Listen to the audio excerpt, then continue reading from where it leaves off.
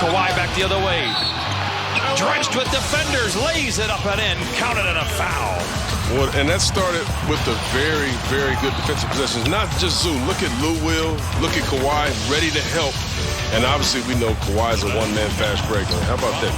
Can they call 2 fouls on one play? I was going to say. Those good looks. Markelle got 2 defenders on him. Nice job there. Great recovery by Aaron Gordon. Got to run. Kyle Lowry's still arguing with the officials. Smart deflects it and comes up with a steal. 2-on-1 break for the Celtics. Smart. The scoop layup is good. You throw out all the cliches when you're talking about Marcus Smart, the heart and soul, the glue. He's also been exceptional this year. Races it down the court, defended by Gary Trent Jr. Melo feints at it. Gary Trent Jr. sends that to the floor. Nice pass. Jokic into Millsap. Missed the first. LeBron swipes it away. And a foul inside and hitting the deck hard is Millsap. Why not? LeBron James out here doing a little bit of everything, including giving guys whiplash here. The right play as Kemba Walker makes the right play there, coming up with a steal. Oh, wow. Morant with a rejection. He didn't quit on a play. He had the turnover on one end, didn't hang his head at all, and then goes down and makes a spectacular rundown block. Doncic stops on the baseline. Great feed and a better block by Covington. He put Porzingis in the friend zone on that block. The women of professional basketball are in the wubble, as it is being called by players and team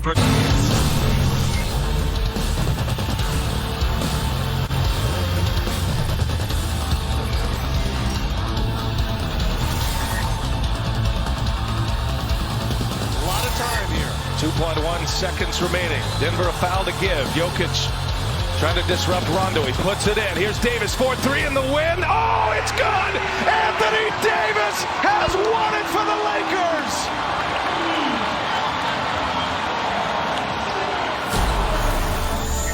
The Lakers, with their 6th straight playoff win, take a 2-0 lead in the Western Conference Finals.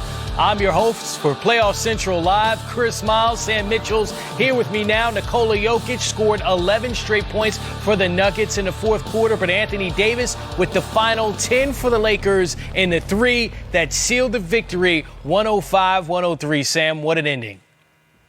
Chris, that was a great game, great ending. Look, the Lakers looked like they was going to put the Denver Nuggets away several times during this game. Every time they would take their foot off the gas, the Denver Nuggets would come rolling back. The Joker finally figured out the Lakers' defense. He went to work in the fourth quarter. He and Anthony Davis had an unbelievable battle. But at the end, the team that with the ball last won the game. And Chris, if you go back and watch that play was for LeBron James. Anthony Davis said it. That play was not for him. It was for LeBron James. Rondo and AD had some eye contact because you go back and look at the play, that was supposed to be a switch. Right here, LeBron wanted the ball just to post up right there on the elbow. He was calling for it, and you watch this play right here. Plumlee is screaming for Grant to switch, and Grant does the switch, and that allows AD to come off wide open. If Grant switches that, then he switches right into a steal. But because they thought the play was for LeBron James, and it was, because if you look at the play, LeBron didn't set a screen for Anthony Davis.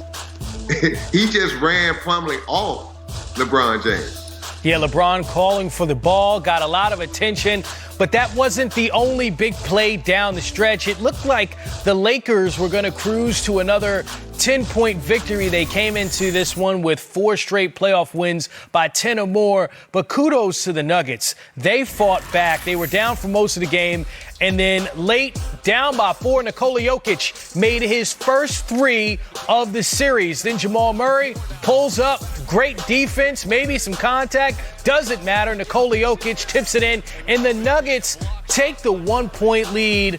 Jokic, 11 straight points again for the Nuggets. But then there's this play. The Lakers coming right back. Anthony Davis, we said it before, 10 straight points for the Lakers. On the other end, It's Jokic again right over Anthony Davis. But again, Sam, that play you're pointing to, there was still 2 seconds left on the clock. After this move by LeBron, he drives and dishes. Alex Caruso with the open look. No good. But this is the deciding play of the game. Kudos to Jamal Murray with that block there. But again, let's watch this play, Sam. What do you see from LeBron James calling for the ball? Well, LeBron is posting up, and Plumlee, it wasn't a screen. Plumlee just could have followed Anthony Davis and denied the ball. But he was playing it as if it was a play. He was screaming for the switch and Jeremy Grant. And that's just poor communication on Denver Nuggets' part. But give Anthony Davis credit, because even though he understood that play was for LeBron, he and Rondo recognized that they had a huge advantage with Plumlee guarding AD. They felt like AD could get some separation and get a good look. And AD came off in stride and in form and knocked it down. 22 points in the second half for Anthony Davis. The Denver Nuggets, good sports about this one. That didn't just happen. You got to think about their comeback and how hard they fought to be in the final minutes of this game to take the lead, only for AD to hit the big three. But Sam, he had 9 points at the half, and we all heard Charles Barkley say it, that Anthony Davis is a bit of a passive player and a guy with a ton of talent, but not playing at an MVP-like level. Not that AD heard those comments, but it sure felt like he did. Well, I'm sure it was people in that locker room, the coaches, his teammates telling him he needs to step it up. This is what they brought him to LA for, to compete for championship. He's the guy. And I said this before the playoffs started, Chris. For the Lakers to win the championship, Anthony Davis needs to play like MVP of the playoffs. Because we know what LeBron James is going to do, but we had no idea what Anthony Davis was going to do, because this is rare air for him. But Chris, he has stepped up and shown out. He is playing lights out. He's like a 7-foot small forward with unbelievable ball skills. And then when you need him to make some gritty, grimy, tough plays, he can do that. But Chris, look at these moves and shots that he's making. These are moves that 6'7", 6'8" small forwards make. And Anthony Davis doing this in the 7-foot frame. And look at the form of that jump shot. Coming off a screen, catch and shoot. That reminds me of Ray Allen. And last but not least, Chris, I'm going to say this. That tip by the Joker, show you how old I am. Remember Ralph Sampson tipping that ball in on the inbound pass against the Lakers to go to the NBA Finals? The presence of mind for the Joker to do that, he realized that shot was blocked. It was going to be short. And that was a controlled tip on his part. That wasn't luck. Well, Nikola Jokic sure playing like an all-time great in the playoffs, in the series, and really for his career so far. Anthony Davis, 68 points in his first 2 Western Conference Finals games. So he's certainly playing. MVP of the conference finals? So far, it has to be, right? It has to be Anthony Davis right now. There you go, Sam. Michael Malone talking to the media right now.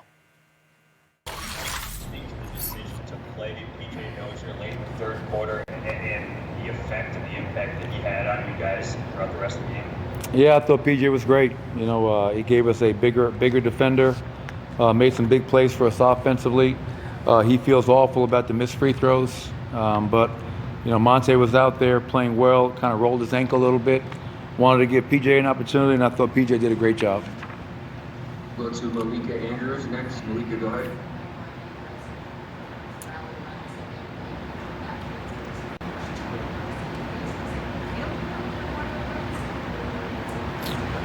No. Feels like we're down in the series and we've got to win game 3. That's been our mindset in the first round, the second round, and we're in the same situation here. Whether you're down 3-1 or 2-0, obviously next game is the biggest game for us. All right, we'll go to Vic Lombardi next. Vic, go ahead. Coach, final shot notwithstanding, is that the pace of the game that you want to play? Is that the pace that makes it more your way? Well, we did a much better job of taking away their transition. You know, and that was a huge point of emphasis going in. So to clean that up allowed us to be in the game. And I thought our defense in that second half was tremendous. 22 points, 23 points. So that's where it starts with us. Our defense will keep us in games. We're 8-8 in the postseason, and our 8 wins, our defense has been great. And we gave ourselves a chance tonight. And unfortunately, Anthony Davis hits an incredible shot to kind of take that win away from us. But defensive transition was tremendous. If we can continue that, we'll continue to give ourselves a chance. We will end with Tim Reynolds. Tim, go ahead. Mike, I was going to ask. Your defense has been impacted tonight.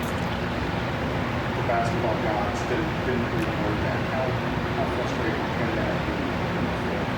How do you anticipate this group sort of like? Because you said you work back in transition, you work back in the outcome that Yeah, I mean, it's, losing sucks. I mean, that's the bottom line. Losing sucks. Some guys like to win, some guys hate to lose. And I think we're a group of guys that hate to lose, whether it be by 20-something points in game one or at the buzzer tonight. It counts as the same. The only thing you can talk about tonight is that we were in the game tonight, and they had to rely on a great shot by a great player to beat us at the buzzer. But as long as we're putting ourselves in position to win games, that's all you can ask for. But one thing I know about our group, Tim, even though we're disappointed, we're frustrated, we're angry, we'll use that motivation to come out and try to take game three, take it one game at a time. Tonight's shot chart presented by Kaiser Permanente, and who else but the guy that hit the game winner, both of his threes, from this nearly the same area. Sam, what do you see in this shot chart from Anthony Davis? I see consistency. Look, Anthony Davis understood where his bread was buttered at. Look, man, he stopped worrying about those threes. He started getting inside the paint from 17 feet in, and he was lethal, man, because when he unfolds at the basket, you can't guard him. This is the play right here. Look, LeBron James is calling for a post-up. All the Lakers was on the side. Stop it. The only time you switch in this situation, if there's a screen, Plumlee should have stayed with Anthony Davis and just ridden through there, and he could have walked into a steal. But because he was anticipating the screen, he played the play. And as you know, Chris, anytime you play the play, there's always counters. And that was just a huge mistake for Denver because Plumlee, because there wasn't a screen, he should have just stayed with Anthony Davis. He screened himself because Grant was just locked into guarding LeBron James. All Plumlee had to do with an elbow in Anthony Davis' chest and the opposite arm extended, just ride him over, and they couldn't even got the ball in play because the play would have been dead because at that point, LeBron James could not have posted up and got the ball in bounds. Sam, one thing we paid close attention to in game one was the foul battle and the free throws. The Lakers, 18 for 19 from the free throw line in game two. The Nuggets missed 8 free throws, and they took 33 of them. That's something that, as a coach, you point to afterwards, right? And said, man, if we just hit a couple more of our free throws, maybe we come out with this win. Well, Coach Malone set the tone for that. You knew that it was going to be flip-flop because he made a point after game one to talk about the free throw, how many the Lakers shot in that first quarter. So he was sending a message to the officials that, he wanted to see the Nuggets get to the line. They did a great job of getting to the line. The Lakers committed a lot of fouls. But at the end of the day, Chris, you got to step up there and knock them down. Give the Lakers credit, man. And to go up there and shoot the way they shot and for Denver to miss some key free throws at the end. And it comes down to possessions like that, Chris. Turnovers, missed free throws, or missed opportunities to win games in the playoffs. Well, we don't have to give the Lakers any... couple shots to go early, and I was just trying to be aggressive while I was in there. All right, I don't have any hands. Okay, we'll go to Malo. Michael, that shot was very impressive for AD. What do you think went wrong with you guys on that specific rotation, maybe on Plumlee? What do you think, your thoughts on it? That's just not on one player. We're a team, so when we're out there, we got to communicate, especially with 2 seconds left on the clock. So we had a defensive breakdown. He got free, but that's on the whole team, not just on one person. And it was an amazing shot as well. We'll go to Helene Elliott. Hi, your coach was saying that a loss is a loss. It doesn't matter if it's by 1 or 2 or 22. Do you feel that way, or just it hurt more that you came so close? It definitely hurts more because we were up 1 with a couple seconds left. We were this close from getting the win, but he's right. We're 0-2 series right now. So got to find a way to muster up some strength and come back game 3, play even better than we played tonight. Go back to, looks like you lowered his hand. Do I have any more questions? Go back to Manal. Yes, my bad. What do you think you guys need to do now for this third game? Everybody knows that the Denver Nuggets have something under the sleeve. What do you think needs to be done to take care of business and take the series 2-1? Just make the necessary adjustments. We play better tonight than we played in game 1. Just take another step forward. And we're a resilient team. We're not gonna let this get us. Of course, guys are sad right now, but we're not gonna let us get too down, and we'll be ready to go game 3. We'll go back to Helene. Thanks. I was just going to ask, what positives are the biggest positives you can take that you think you can build on from this game for game 3? Definitely a lot of positives. I think different guys made a lot of big plays. You know, PJ Dozier went in there, had some big minutes at the end. So we definitely could take some positives away and put all that together and stick together and then come out and get a win in game 3. We don't have any more hands at the moment. Do we have any more questions for Michael? Thank you. Alex Caruso taking the Nuggets to flight school. 9 points, but those, the best looking ones, also had a chance to ice this one late in regulation as well. That led to Anthony Davis making a big shot. Here's Alex Caruso. Nuggets, what's sort of your confidence in those situations? And if AD's taking the shot, what are you feeling as the ball's going on? It's going in. I mean, I have a good, every time he shoots the ball, I think it's going in. So even more so in the later part of the game. But just, you know, we've tried to find a way to win games late all season. You know, we've done it different ways. Different people have stepped up. We didn't execute offensively as well, and then they made a couple tough shots. You know, Joker hits a tough one over me, and then Murray airballs it, and Joker just kind of flips his hand there and tips it in. You know, credit to them for battling, but we got to finish the game better. You know, up 8 points with a couple minutes left. We got to close out the game better. Alex, early in the game, I think the first time out, we were sitting around and you're the loudest voice, talking to guys before the coaches come in, talking to defense and things like that. How comfortable are you in those situations, and has that evolved as your role has kind of been cemented and grown bigger? I've always kind of been like that. You know, I've always, being vocal has always been easy for me.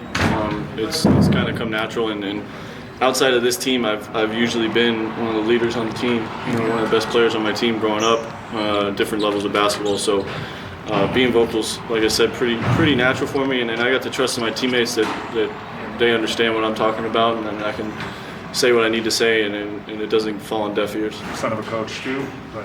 Yeah, a little bit. Just you know, I don't know why I'm like the way I am. I'm really competitive, man, and if there's something I think needs to be said to win, I'm going to do it. I'm going to leave no stone unturned to get the job done. Okay, well. All right, Alex, I've got 3 more here. We're going to take Brad Turner. How you doing, Alex? I mean, knowing how tough Denver is, 3-1 series twice, they came back. When you guys had the 16-point lead, are you not surprised that they actually came back, and what did you guys do to kind of just maintain your composure for the game out? Yeah, you know, I mean, obviously we know they're a comeback team. They're a second-half team. If you've watched any of their games in the playoffs, they've been down double digits numerous times and come back and won. So it was no surprise to us that they were fighting and that they were, you know, scrapping at the end to make it a game. We just got to do a better job of holding ourselves to a higher standard. You know, when we get up in games and we're in double-digit leads, it's about putting our foot on the gas and extending it and not just coasting to the end of the game. We got championship aspirations. If championship teams, they play 48-minute games, and we're working towards doing that. Hey, Alex, you mentioned earlier that the offense wasn't executing the way you guys are capable of doing it. Beyond just turnovers, what were you seeing in terms of what could explain that? Yeah, you know, that has a lot to do with it. Just the lack of not chemistry, but the lack of rhythm it creates on offense. You know, you have a good stretch on defense, and you might have 3 possessions where you get fouled 1 and then turn it over twice. You don't have that rhythm, that movement, the flow of the game that that you need to be a good offensive team. And for us, it's about playing with pace. And every time that we have to stop the game for free throws or we have to take the ball out of bounds because they scored, it hurts our offense. So it's about, firstly, playing defense and getting out, but even on makes, just playing with pace and then making sure late in games we're spaced the right way so we can get good shots. Well, you heard Caruso said, spread the floor so we can get some good shots. Lakers Rondo returned to the lineup. He had 9 of the Lakers' 23 assists. Alec, hello.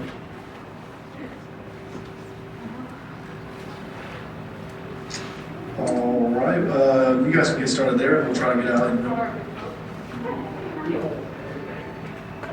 Kyle, just go. Okay.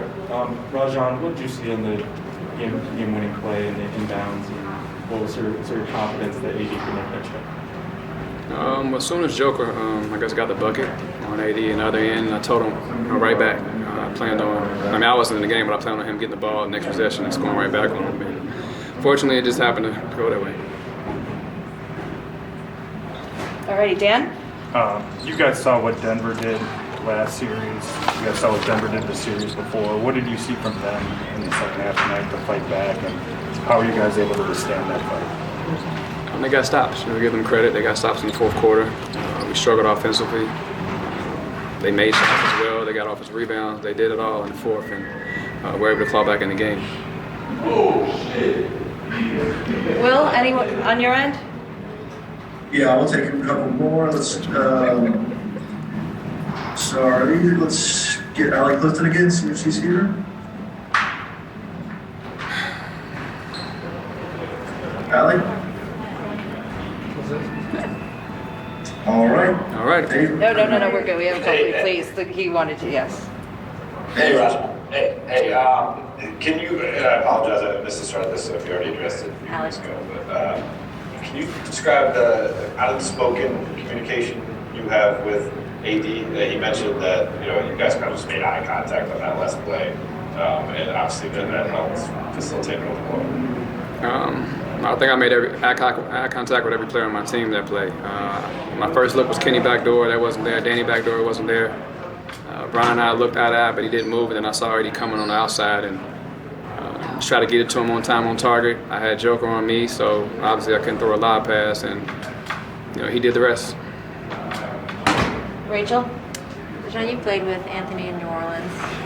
How much, even back then, was he wanting to get into games at this level? And how have you watched him sort of grow into being at this level of competition and making what was probably the biggest shot of his life tonight? I definitely agree. It was the biggest shot of his life so far.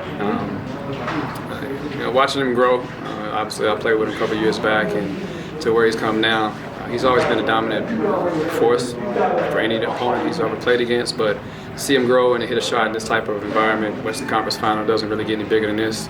And I'm extremely happy for him as a teammate, as a friend, and I love watching him grow.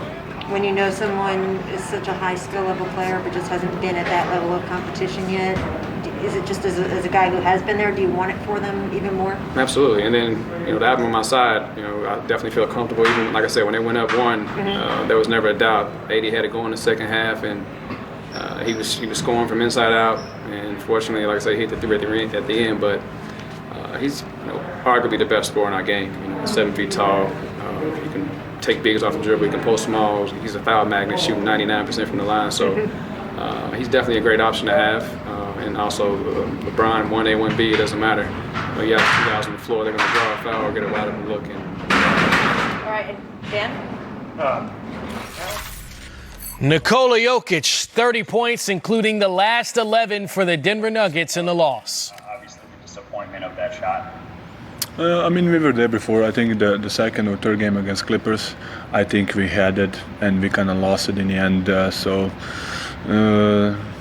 we put the effort there, we put the fight. We lost the game, but I think that we played well most of the game. We were down, we came back again. So we're going to keep our heads up and on to the next one. Next we'll go to Vic Lombardi. Vic, go ahead. Nikola, losing the way you did certainly sucks, but Do you think he's figured something out on how to defend him? And how you I mean, you know, they're two. They have two really good players. They have LeBron, who is the probably best player in the league, and they have AD, who is the probably best scorer in the league. So I think it's not easy to figure them. They are really talented. We can just make them tougher, make them feel uncomfortable. So answer to that question, maybe, but they're really talented. They're gonna find solutions. So we just need to kind of stay on top and just make them uncomfortable. Next, we'll go to Sean Keeler. Sean, go ahead. Nikola, again, it's so emotional, a roller coaster game. Can you take something from kind of your one-on-one with Dwight Howard and getting kind of the last lap there until the end and some of that tete-a-tete? I mean, it's a basketball game, you know. So he's a big guy. He knows his role, and he's doing really well, you know. So. But it's not just me against him. It's Nuggets against Lakers. Yeah. Next, we'll go to Kendra Andrews. Kendra, go ahead. Kind of following up on that. I mean, you're not just going up against Dwight Howard, but you're sorry. Here, I'll turn up my volume. No, I don't. I hear you. Okay, sorry. You're not just going up against Dwight Howard, but also JaVale McGee and just all of the bigs that they have. How hard is that for you to continuously having to go up against, 4 different bigs in the same game instead of maybe getting some relief by mismatches down the stretch? To be honest, I don't think about it. I just whoever is over there, I'm gonna try to beat him and try to win the game. So it is what it is. I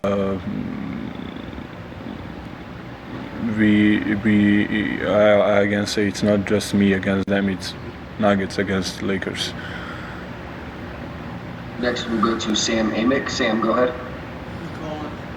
Can you give your view of the last play? Were you surprised when Mason came off AD? I mean, it's gonna be him or LeBron, so we kind of knew it. It was happened a little bit miscommunication. I think I had a really good contest, to be honest. I think I was right there, but as soon as he shot the ball, he shot it really well. I kind of felt it that it's going in, and I think it was a switch. So it was, great players make great shots. So and he did it. So he's a really good player. To be honest, I don't know, and I didn't even ask it. It happened, so it's past, so it happened. Next, we'll go to Mark Medina. Mark, go ahead. Hey, Nicole. Given your guys' resiliency during this whole playoffs, where do you guys draw from that, from those previous years, and also in tonight's game to be able to overcome this challenge? I mean, we are underdogs. Is that how you say underdogs? Yeah, I mean we need to fight. That's our only chance. We could have. They were up 15, isn't it, or 16? I don't know how much they were up. We could just call it a game and quit. But I think we just want to give the fight. We just maybe it's gonna be a 30 point, but fight needs to be there, an effort. Good time. We heard from the Joker. We're still waiting to hear from LeBron. On NBA TV. The first season of GM School was good. I'm sure the second season will be as well. LeBron James, 26 points, 11 rebounds, 4 assists, and 6 turnovers. Nah, did you see my reaction after you made it? I didn't get to see it. You didn't get to see it? TV. Oh, well, I tried to chase him down just like every last one of the teammates and staff that we had out there. A special moment for a special player. Happy to be a part of it. What is it what does it take to take on the pressure to make to first of all want a shot like that, to take it, to make it, and what do you think the fact that he was able to have that kind of moment will do for his confidence going forward in situations like this? Well, it's not about making a shot. It's about having a belief of just taking it for one and living with the result. You know, I think right back, to our game right before COVID hit, we played Brooklyn at home, and he had a similar shot right there on that left wing, right in front of their bench for us to win the game, and he missed it. And he was down on himself, but at the end of the day, I told him, I said, listen, man, if you open, and I was able to drive that particular game and find him wide open, and he just missed it. But it's just the confidence to take the shot. You're not going to make them all, but the belief to just take it and live with the results is what it's all about. And tonight was, his moment. Tonight was his moment to just, find a space, hunt the ball down. In our top 10 in assists, one of our top 10 in assists leaders in Rondo was able to find him, and he knocked it down. It was a big time play. Allie? Kyle Goon? Even before that, he and Jokic were trading buckets. Were you just getting a sense that he was sort of rising to that particular duel even before that game-winning shot? No, it's not about an individual matchup. It's about us trying to execute and him just coming through for us. And, that's what he did. It wasn't, okay, Joker, your turn, my turn. Well, no, it was just about playing the game and finding ways to try to make an impact. And, obviously those two big shots he had at the end, one was the floater to take the lead, and Joker was able to get the tip in, and then he comes back with the three. Just big-time plays, like I said, for a big-time player. Okay. Rachel? LeBron, AD is the kind of player who had a skill set to do this for a long time, but that he is now with a team that is at a championship level, competing for a championship, competing for conference finals. What do you think that's like for him to finally get to be in the big moments that match the skills that he has? I don't know. It's definitely an AD question, but I'm just happy to have him. I know what he brought to the table. I know what he's about. I know his skill set, and that's why I wanted him here so badly. Chris?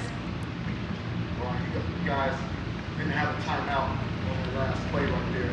How were you able to talk about a scenario in which something like that could happen before? No, that's what this floor right here that we're on right now is all about. It's the practices, it's the shoot-arounds, and we talk about every single scenario possible. Up 3, down 3, up 2, down 2. Do we have a foul to give? Do we not? Do we have a timeout? Do we not? Are we going full court, half court, BOB, which is baseline out of bounds, SOB, sideline out of bounds? You talk about all those things. And if you want to be a championship ball club, you have to be able to do that on the fly. So knowing that we didn't have a timeout, we were able to get into a situation, into a set that we've worked on in practice and get right to it. And the first option was for me if Doe saw me over the top. If not, then AD flashes, and the rest is history. Dan? LeBron, you said it's not making the shot, it's taking it. Caruso stepped into a shot similarly, took it right away. He's been really vocal in huddles and stuff like that. Where does he kind of fit on your leadership hierarchy on this team? How valuable is that part of his confidence to speak up and step in and take a shot? When you're trying to play high-level basketball, you got to have high-level IQ players, and he's one of them. And not only does he have high-level IQ, he also plays with a high energy. And we know we're going to get out of him every night. It's not about him making shots, but we know he's going to defend, and he's going to play at a level that he's capable of playing at. And we all know that once he checks into the game every single night. So we know what to expect out of him. And to be honest, when he makes shots, it's extra credit for us. But he puts that work in on his offensive skill set to get better and better.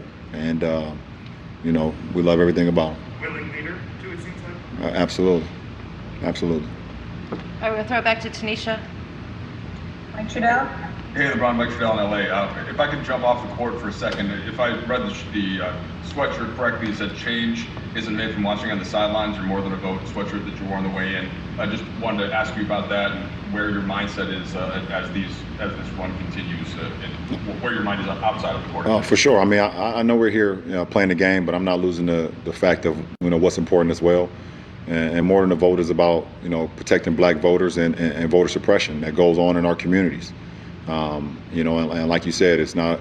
Changes are made by sitting on the sidelines, and that's one of our slogans, and we're very proud of that. And getting the people that want to join us, getting them gear and wearing the T-shirts and wearing the hats and wearing the hoodies, because when they go in their community, it's something they can continue to continue to educate, continue to make people empower about this movement. And because we always talk about change in our communities, and now we have an opportunity. We have an opportunity to really create change for the better, and we look forward to this opportunity.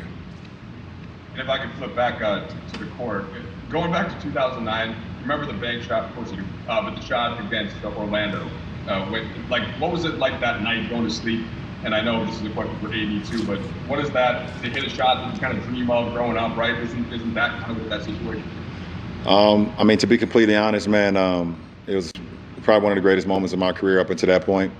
Just knowing the situation, we were about to go down 0-2, and we had home court advantage, and we knew how powerful that Orlando team was. Playing against actually my teammate right now in Dwight. So, for me to be able to hit that shot, it was a huge moment for me. And I'm still a young kid at the time, so big time. The one thing I wish AD had tonight with the shot that he made, I wish we were playing at Staples. We miss our fans so much, and I can only imagine, I probably would have blew the roof off Staples Center, AD hitting that shot tonight in Staples with our crowd. I would have loved for him to have that moment, because I know what that felt like for me when I was able to hit that shot, as you mentioned, versus Orlando in the Eastern Conference Finals, Game 2 at the buzzer. Last two questions. LeBron, AD has talked about just how much he's leaned on you throughout the playoffs. And obviously he's played outstanding in the Western Conference Finals. I'm curious, what's the biggest thing that you've tried to instill in him during this time? I think just staying even keel. That's what it's all about. The playoffs and the postseason, and the more you advance into the postseason, the emotions and the adversity, and it's going to be a roller coaster at times. And if you could just, no matter if you're up, no matter if you're down, being able to keep your composure and keep your mindset on the main thing is very important. This is the furthest he's gotten in his career up until this point, and I'm just happy to be here with him to, give any advice for him to lean on me, or, to be completely honest, in the second half, I leaned on him, and he brought us home, so I just try to set the example early on, and we leaned on him, especially in the fourth quarter, and he brought us home. LeBron, Anthony came to LA asking for this pressure and asking for this kind of burden to be a great player in the playoffs. This is obviously a process that you've gone through. What is the challenge for an athlete, both to ask for that, to seek that out, but then also to perform when that moment comes? I don't know. I think for me personally, it's always been about the man in the arena. The quote from Theodore Roosevelt.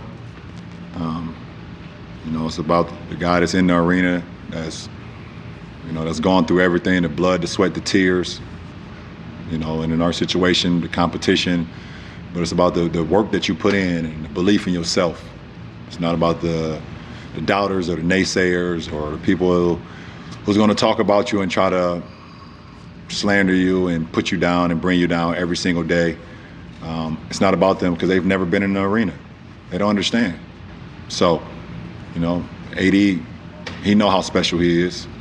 And when he don't, I'll be the first one to tell him how special he is. And, he wanted to be here.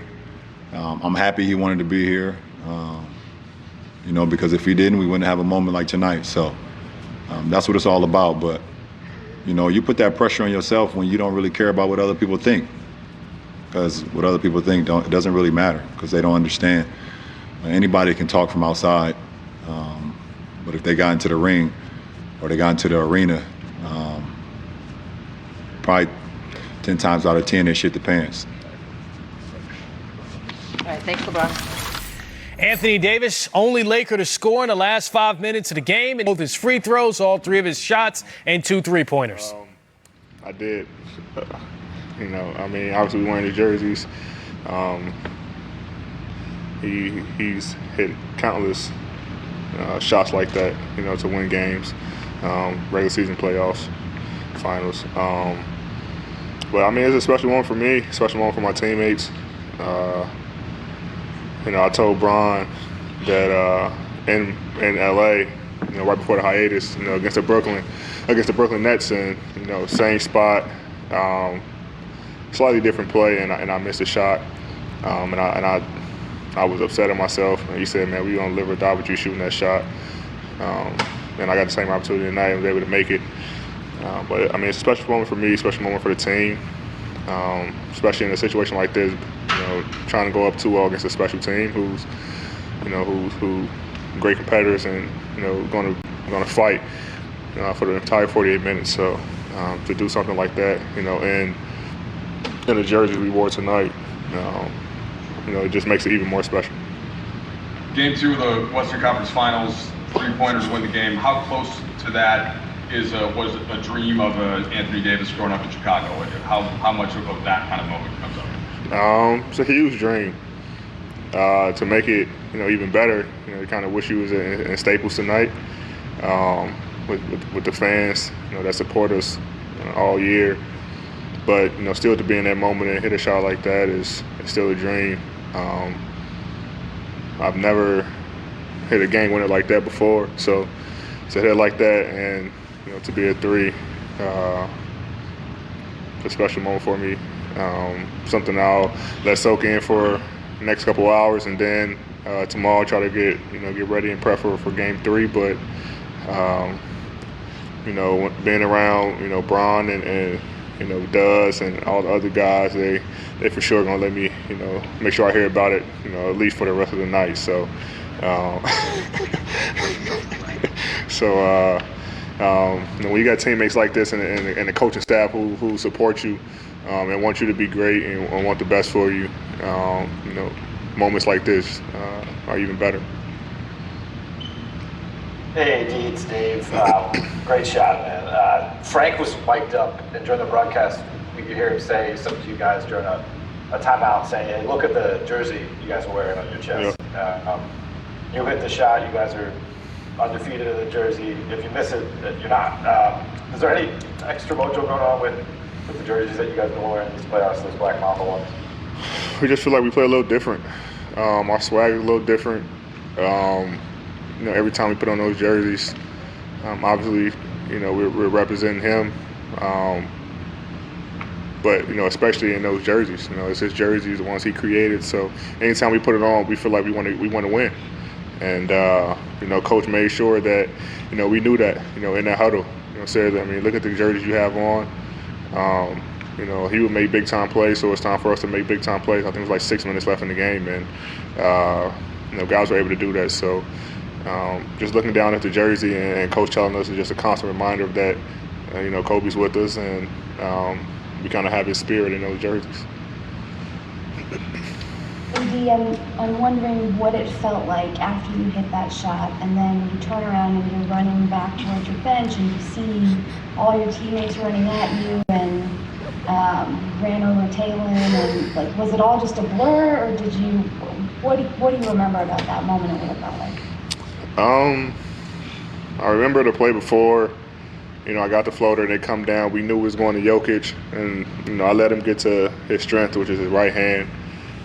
He got a hook, score, they go up 1, and I was kind of upset because I'm a better defensive player than that. And granted, he made a great play. He made great plays. Throughout the course of the game. And Rondo told me, he said, it's Aria, he scored on you. And, you go, get it back. So came off, made the shot, and then the first person I saw was Swish. Just jumping around everywhere, and I just kind of ran towards the bench and knocked Taylor over. And I don't know. It's just a great moment. It's a great moment to be with the team. They're cheering for you, celebrating for you. Like I said, it'd be even special. It was in Staples, with our fans. But to have the guys that we have, the brotherhood that we have on this team, the support, that I have, and every player have on this team, from ownership to the coaching staff to the training staff, to the players, everybody's one big family, and to be here and cheer for me and support me through that shot, and then after celebrate is the special moments like this that you keep forever. Hey Anthony, Rajon called this the biggest shot of your career so far. For sure. You're obviously on this stage. It's the Lakers, the franchise. Obviously, you know it, you get it. Is this what you wanted when you left New Orleans and when you were looking for a change? And is this the sort of kind of moment and experience that you were looking for? It's for sure the biggest shot of my career. And when I left, I just wanted to be able to compete for a championship. And I know that moments like this comes with it, especially being in LA, the biggest market in basketball. I know the quote unquote pressure is going to be on us, going to be on me, especially the first year with everything that happened last year, and then also playing alongside Bron. I know he gets criticized more than any basketball player ever. So just being able to play alongside him, and he kind of helped me with all this quote unquote pressure, going out and playing. You guys seen that in Game 5 of the Rockets, where he comes to me at the scorer's table and talks to me, when I was struggling. So just going out there and just playing basketball, he makes it a lot easy for me. But just being able to want this, type of pressure, type of spotlight, and go out and play in big games and make big time plays and big time shots for my team. So it's definitely what I wanted, and the job is definitely not over until we're able to win a ring. I mean, that's when it's over, and that's when the task is completed. So I mean, it was a big shot. Like I said, we were celebrating for a couple hours, but this team fought. They could have easily won this game, and we got to get ready for Game 3. All right, Calgoon. Oh, thanks, Tanisha. AD, both Frank and LeBron brought up the shot you had against Brooklyn did not go in. How much has that shot sort of influenced in the months since your ability to kind of get ready for taking another shot and getting another look just like that one? I mean, Brian, I tell you, the first 4 days, I was talking to him like, damn, I should have made that shot for you. Like, I got to make that shot for you. And he like, man, you're fine. But like, I put more pressure on myself than anybody. I feel like every shot I take is supposed to go in, and I have enough confidence in my shot to make those. And then I knew that I was going to have an opportunity, tonight to make, almost that same exact shot from the same exact spot. And this time, I mean, I think just missing that shot and making a three earlier from that same exact spot just gives me a lot of confidence. Having this team gives me a lot of confidence in shooting the ball. Coach wanted me to shoot more threes. Having the confidence in me to shoot those. So, in situations like that, having this team, and this coaching staff who believes in you to make plays like that, and to draw plays up for you, or things like that to make you take those big shots, puts a lot of confidence in myself, and confidence in my game where I can go up and make those type of plays. All right, just a couple more here. Rachel? Is there anything about being at this level that you didn't expect? Kemba Walker said the other day that despite all his experience in the league, now that he's finally in the conference finals, just that every possession mattering so much. Is there anything that you've noticed despite being around the league for so long? Yeah, I mean, he's right. Every possession does matter. 24 turnovers tonight. I mean, we gave them 24 more possessions. I mean, we turned the ball over. We got to get shots at the rim, and things like that matter. Details matter. Because now teams will make you pay. And we can't afford to. Teams are already good enough, to get this far that they're going to make plays. And when we, have mistakes defensively, breakdowns offensively, not talking, not sprinting back on defense or whatever, and we get them, extra points, then we make it a lot harder for us to win a game. So, like I say, teams are great at this level. Who made it this far, players are a lot better than teams you might see in the first round. So you never want to give them extra possessions. And this guy to my left is a constant reminder, of how we should play and the details and what it takes to win championships. And he constantly preaches that in the timeouts and in the film room because he's been there. And we want to be there too. So details matter, and possession is definitely a possession game when you get this late in the playoffs. All right, last two. We're gonna have Dan and then one on Zoom. Hey, you mentioned details. Sometimes on a play like that, some of the details get lost. How good was the pass from Sean? Especially as you're moving, and were you surprised how cleanable it ended up? I think Doe wanted to come in and make that pass. Obviously, him and Bron are our best passers on the team. But I knew if I had a look, clean look to come off, he was gonna put it on the money.